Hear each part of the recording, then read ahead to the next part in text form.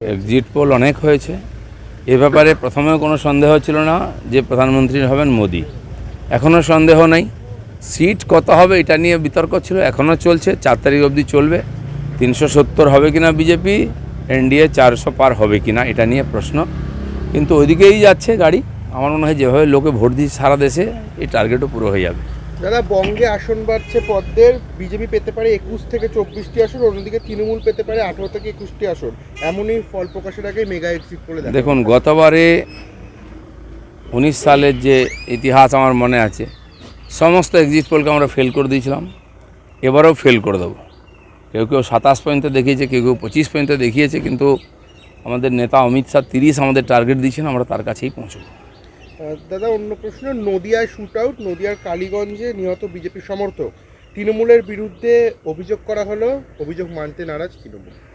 এই তো অভিযোগ ইত্যাদি তো চলতেই থাকে, কিন্তু কালকে টিএমসি যেভাবে হিংসকভাবে ভোট আটকাবার, লুট করার চেষ্টা করেছে, একটা ভোটও আটকাতে পারেনি, একটাও ফলস ভোট দিতে পারেনি। কিন্তু ওদের যে হতাশা সেটা কালকে তাদের ব্যবহারে ফুটে উঠেছে। কারণ উপর থেকে হারতে হারতে এসেছিলো, ভেবেছিল কলকাতা আশপাশটা বাঁচাবে।